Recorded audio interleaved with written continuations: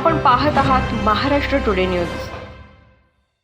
नागपूर जवळील बाजारगाव येथे असलेल्या सोलर एक्सप्लोजिव्ह कंपनीत स्फोट झाला। या स्फोटात 9 जण ठार तर 3 जण गंभीर जखमी झाल्याची माहिती समोर आली आहे।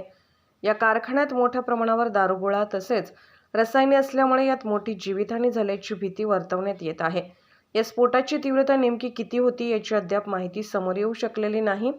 पोलिसांचे पथक तेथे पोहोचले असून आतमध्ये पोहोचून स्थिती स्पष्ट होऊ शकेल अशी माहिती अपर पोलीस अधीक्षक डॉ. संदीप पखाले यांनी दिली। या स्फोटाचे नेमके कारण समोर आले नसून पोलीस चौकशी करीत आहेत। मृतांमध्ये 6 पुरुष 3 महिलांचा समावेश असल्याची माहिती समोर आली आहे। मृतांमध्ये 3 पुरुष व 6 महिलांचा समावेश युवराज किशनजी घारोडे, ओमेश्वर किशनलाल मर्चिके, मीता प्रमोद उईके, आरती नीलकांता सहारे, श्वेताली दामोदर मारबते, पुष्पा श्रीरामजी मानपुरे, भाग्यश्री सुधाकर लोणारे, रुमिता विलास उईके आणि मौसम राजकुमार पाटले यांचा मृतांमध्ये समावेश आहे। मृतांमध्ये वर्धा येथील 2, चंद्रपूर येथील 1 आणि अमरावती येथील 1 जण रहिवासी आहे, तर 5 जण हे नागपूरमधील रहिवासी आहे।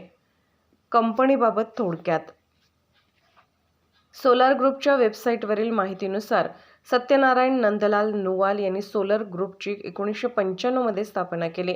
ही कंपनी जागतिक स्तरावर मान्यताप्राप्त औद्योगिक स्फोटक उत्पादनासाठी ओळखली जाते।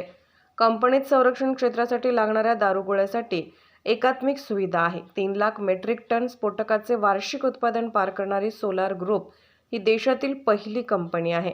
रिलायन्स इंडस्ट्रीजचे चेअरमन मुकेश अंबानी यांच्या घरासमोर सापडलेल्या 20 जिलेटिन कांड्या म्हणजेच इमल्शन एक्सप्लोजिव्ह ही स्फोटके याच कंपनीत निर्मित झाल्याची माहिती समोर आली होती।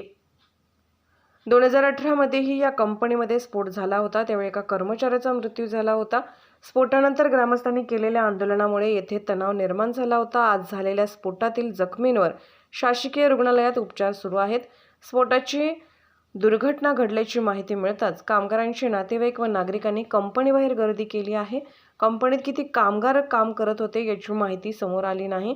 महाराष्ट्र टुडे मराठीसाठी ब्युरो रिपोर्ट, नागपूर।